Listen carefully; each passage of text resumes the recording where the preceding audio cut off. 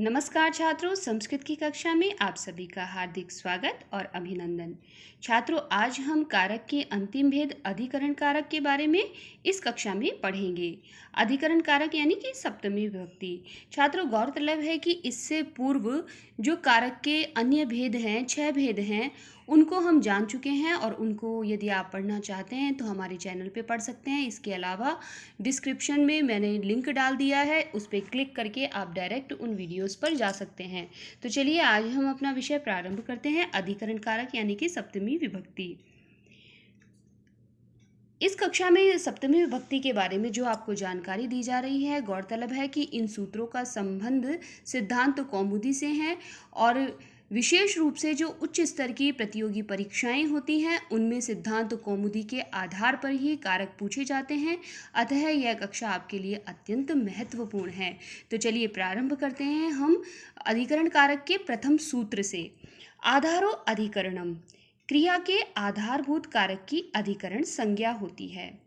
अर्थात अधिकरण कारक क्रिया का साक्षात आधार न होकर कर्ता और कर्म के द्वारा तन्निष्ठ क्रिया द्वारा आधार बनता है। तो छात्रों, आप समझ गए होंगे कि यहाँ क्रिया का सीधा संबंध नहीं होता है, अपितु साक्षात आधार न होकर कर्ता और कर्म के द्वारा तन्निष्ठ क्रिया द्वारा आधार बनता है। इसके अतिरिक्त आप यह जानिए कि आधार 3 प्रकार का होता है। कई बार परीक्षाओं में यहाँ से भी प्रश्न पूछा जाता है, जैसे कि आपको उदाहरण दे दिया कटे आस्ते, यह उदाहरण देकर और आपसे पूछ लिया कि यहाँ पर आधार का कौन सा भेद है, औपश्लेषिक, वैशयिक, अभिव्यापक। तो आपको उस समय ज्ञात होना चाहिए कि यह कौन से आधार की बात की गई है। तो चलिए हम इसको जानते हैं। औपश्लेषिक, यह आधार क्या होता है, अर्थात भौतिक जुड़ाव। जैसा कि उदाहरण दिया गया है कटे आस्ते। कटे आस्ते मतलब कि कटे आसन पर विराजता है, आसन पर बैठता है। तो यहाँ मतलब भौतिक वस्तु से जुड़ाव होने के कारण इस आधार का नाम है वह क्या है, औपश्लेषिक। दूसरा जो भेद है वह है वैषयिक। वैषयिक का अर्थ क्या होता है, विषय में। जैसे कि मोक्षे इच्छा अस्ति, मोक्ष में इच्छा है। तो यहाँ पर जो विषय है मतलब कि जो प्रयोजन है, मोक्ष जो है उसके अंदर यह आधार हुआ है। और कौन सा आधार है ये, वैषयिक, किसी विषय पर आधारित है, इसलिए इस आधार को हम वैषयिक आधार कहते हैं। तीसरा हमारा भेद है अभिव्यापक। अभिव्यापक का अर्थ होता है आधार का विस्तार। जैसे कि तिलेषु तैलम अस्ति, तिलेषु तैलम अस्ति। तो यहाँ जो आधार है तिलेषु, जो तिल है उनका विस्तार है, तिलों से तेल की प्राप्ति होती है। अतः यहाँ तिलेषु में सप्तमी विभक्ति का प्रयोग हुआ है और यह जो जिस आधार की बात की जा रही है वह है अभिव्यापक। तो मैं समझती हूँ कि यह आधार के तीनों भेद औपश्लेषिक, वैषयिक और अभिव्यापक आपको ज्ञात हो गए होंगे। और यदि इनके उदाहरण पूछे जाते हैं तो आप झट से वहाँ पहचान जाइएगा कि यह आधार का कौन सा भेद है। चलिए हम अगले सूत्र की ओर बढ़ते हैं। सप्तम्यधिकरणे च, सप्तम्यधिकरणे च यानी कि अधिकरण कारक में सप्तमी विभक्ति होती है। जैसे कटे आस्ते, जो पूर्व में उदाहरण दिया गया है कि जो आसन कटे, हम चटाई को भी बोलते हैं, आसन को भी बोल सकते हैं कि आसन पर बैठा है, यानी कि जो बैठने का आधार है वह क्या है, आसन है। तो यहाँ कटे आस्ते, कटे के अंदर सप्तमी विभक्ति हुई है। तो सूत्र संख्या 2 आपको समझ में आ गई होगी कि जो सप्तमी विभक्ति है वह अधिकरण कारक जो है वह वहाँ सप्तमी विभक्ति होती है, सप्तम्यधिकरणे च। जिस तरह से अपादान में पंचमी होती है उसी तरह से यहाँ सप्तमी विभक्ति अधिकरण कारक, यह संबंध आपको बताया गया है। आगे हम चलें। साध्व साधु प्रयोगे च, साध्व साधु प्रयोगे च, साधु एवं असाधु शब्दों में जिसके प्रति साधुता या असाधुता बतलाई जाए उसमें सप्तमी होती है। छात्रों ध्यान दीजिएगा, साधु और असाधु शब्द आपको जहाँ भी दिखाई देते हैं वहाँ पर हमेशा सप्तमी विभक्ति होगी। जैसे कि साधु कृष्णो मातरी, साधु कृष्णो मातरी। और दूसरा जो उदाहरण है वह है असाधु मातुले, यानी कि कृष्ण जो है वह माता के लिए तो साधु है, अच्छा है, सज्जन है, और मातुले यानी मामा के लिए असाधु, सज्जन नहीं है। क्योंकि कंस कंस के लिए तो वह सज्जन नहीं होंगे ना, क्योंकि कंस को तो कंस के साथ तो युद्ध किया था और उन्हें मारा था। तो यहाँ पर ये उदाहरण बता रहे हैं कि यहाँ साधु और असाधु के कारण सप्तमी विभक्ति हुई है। मातरी और मातुले, यह दोनों सप्तमी विभक्ति के उदाहरण हैं। आगे का सूत्र हम देख लेते हैं, निमित्तात् कर्मयोगे। निमित्तात् कर्मयोगे, यह क्या है? प्रयोजन यदि क्रिया के कर्म से युक्त हो तो सप्तमी होगी। छात्रों ध्यान दीजिएगा, निमित्त, निमित्त का अर्थ क्या होता है? प्रयोजन। तो जब प्रयोजन क्रिया के कर्म से युक्त होता है तो वहां सप्तमी विभक्ति होती है। जान लेते हैं कैसे। चर्मणि द्विपिनम हंति। देखिए, यहाँ व्याघ्र को मारने का जो उद्देश्य है वह चर्म प्राप्ति है। मतलब कि यदि जो भी कार्य किया जा रहा है, जो कर्म किया जा रहा है, जो क्रिया की जा रही है, उसमें प्रयोजन होना चाहिए।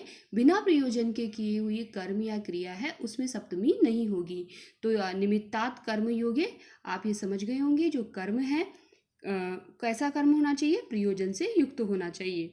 तो जैसे यहाँ पर जो व्याघ्र को मारने का उद्देश्य है वह क्या है? चर्म प्राप्ति। ऐसे ही नहीं है, आगे हम देखेंगे, दंतयो हंति कुंजरम, दांतों के लिए हाथी को मारता है। तो यहाँ दंतयो हो, यहाँ पर सप्तमी विभक्ति का प्रयोग हुआ है। केशेषु चमरीम हंति, यानी कि जो केश है, बालों के लिए चमरीम, भेड़ जो है उसको मारता है। केशेषु चमरीम हंति। फिर है सीम्न पुष्कलः हतः। इस तरह से हमने ये जो उदाहरण है उनमें देखा कि यहाँ किसी उद्देश्य की प्राप्ति के लिए कर्म और क्रिया की जा रही है। अतः निमित्तात् कर्म योगे, यह जो सूत्र है वह आपको समझ में आ गया होगा। अगले सूत्र की ओर चलते हैं हम। ये कहता है कि यस्य च भावेन भाव लक्षणम। यस्य च भावेन भाव लक्षणम, अर्थात जिसके एक कार्य से कोई दूसरा कार्य लक्षित हो, उससे सप्तमी विभक्ति होती है। यानी कि एक क्रिया के बाद जब दूसरी क्रिया बताई जाए तो पहली में सप्तमी होगी। छात्रों ध्यान दीजिएगा, दो क्रियाएं तो होती हैं यहाँ पर, लेकिन सप्तमी विभक्ति किसमें होगी? पहली क्रिया के अंदर होगी। जैसे गोषु दुह्यमानासु गतः, गोषु दुह्यमानासु गतः, गायों को दोहता हुआ चला गया। तो यहाँ पे जो पहली क्या है, पहली क्रिया क्या है? गाय को दोहना। तो गोषु, तो यहाँ गोषु के अंदर जो सप्तमी विभक्ति का प्रयोग हुआ है, गोषु दुह्यमानासु गतः। आगे हम चलेंगे, षष्ठी च अनादरे, जिसका अनादर किया जाए उसमें षष्ठी व सप्तमी दोनों होती है। जिसका अनादर किया जाए उसमें षष्ठी विभक्ति भी होगी और सप्तमी विभक्ति भी होगी। जैसे उदाहरण देख लेते हैं, रुदतः बालकस्य बालके वा किमपि भविष्यति अत्र। षष्ठी विभक्ति अपि अथवा सप्तमी विभक्ति अपि, यानी कि षष्ठी और सप्तमी दोनों में से कुछ भी हो सकती है। रुदतः बालकस्य बालके वा माता गतवती। अब यहाँ पर जिसका अनादर किया जा रहा है, किसको रोता हुआ छोड़ा जा रहा है? बालक को। तो यहाँ बालक में सप्तमी विभक्ति हुई है।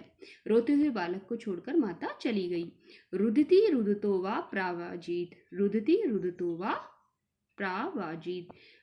तो इस तरह से हमने देखा कि जो अनादर है उसके योग में षष्ठी और सप्तमी दोनों विभक्तियां होती है। आगे हम देखेंगे यतश्च निर्धारणम। यतश्च निर्धारणम, ये क्या कहता है कि जाति, गुण, क्रिया व संज्ञा आदि की विशेषताओं में बहुतों में से एक को चुना जाता है तो वहाँ सप्तमी होती है। देखिए, यतश्च निर्धारण का अर्थ ही आप समझ लीजिए, जहाँ बहुतों में से एक का निर्धारण करना हो, एक को चुनना हो। जैसे हम देखते हैं, नरेषु रामः श्रेष्ठः। नरेषु यानी कि जो नर जाति है, मानव जाति है, उनमें श्रेष्ठ कौन है? राम। तो जो जाति है उसमें सप्तमी विभक्ति का प्रयोग हुआ है। नरेषु रामः श्रेष्ठः। गुण के अर्थ में हम देख लेते हैं, गोषु कृष्णा बहुक्षीरा। गोषु कृष्णा बहुक्षीरा, जो गायें हैं, विभिन्न प्रकार की गायें हैं, उसमें जो कृष्णा गाय होती है वह बहुत दूध देने वाली होती है। तो बहुत दूध देना जो क्या है, वह गुण है। तो गुण के आधार में यानी यहाँ पर सप्तमी विभक्ति का प्रयोग हुआ है। क्रिया गच्छत्सु धावन शीघ्र है, जाते हुए में दौड़ता हुआ ज़्यादा श्रेष्ठ है। गच्छत्सु धावन शीघ्र, तो गच्छत्सु यहाँ पर सप्तमी विभक्ति का प्रयोग हुआ है। संज्ञा छात्रेषु मैत्रः पटुः, छात्रेषु मैत्रः पटुः। तो यहाँ पर जो छात्र है उसमें मैत्र नाम का जो छात्र है वह ज़्यादा होशियार है, चतुर है। तो छात्रेषु जो विभिन्न प्रकार के छात्र हैं उनमें सप्तमी विभक्ति हुई है। तो यतश्च निर्धारणम जो है सूत्र है वह आपको समझ में आ गया होगा कि जब हम बहुतों में से एक को चुनते हैं तो बहुतों में सप्तमी विभक्ति का प्रयोग होता है। आगे हम देखेंगे अगला जो सूत्र है वह है नक्षत्रे च लुपि। नक्षत्रे च लुपि इसका अर्थ क्या होता है कि जहाँ नक्षत्रवाची शब्द लुप इस नाम से लुप्त हुए प्रत्यय के अर्थ में वर्तमान हो वहाँ उससे अधिकरण में तृतीया व सप्तमी होती है। यानी कि यह ऑप्शन वाला वैकल्पिक सूत्र है, इसमें तृतीया और सप्तमी दोनों हो सकती है। जैसे हम देखते हैं मूलेना वह ये देवी श्रवणेन विसर्जयेत्। मूलेना वह ये देवी श्रवणेन विसर्जयेत्। तो यह जो उदाहरण है वह कौन से सूत्र का है? नक्षत्रे च लुपि। तो छात्रों इस प्रकार से आज की इस कक्षा में हमने इन सूत्रों के आधार पर अधिकरण कारक यानी कि सप्तमी विभक्ति को समझा और इसके साथ ही आज की कक्षा के साथ ही हमारा जो कारक प्रकरण है वह समाप्त होता है और इसके बाद हम प्रत्यय प्रकरण प्रारंभ करेंगे। तो हमारी आगे की कक्षाओं को भी आप जरूर देखिएगा और प्रत्यय प्रकरण के साथ हम पुनः अगली कक्षा में मिलेंगे। तब तक के लिए धन्यवाद।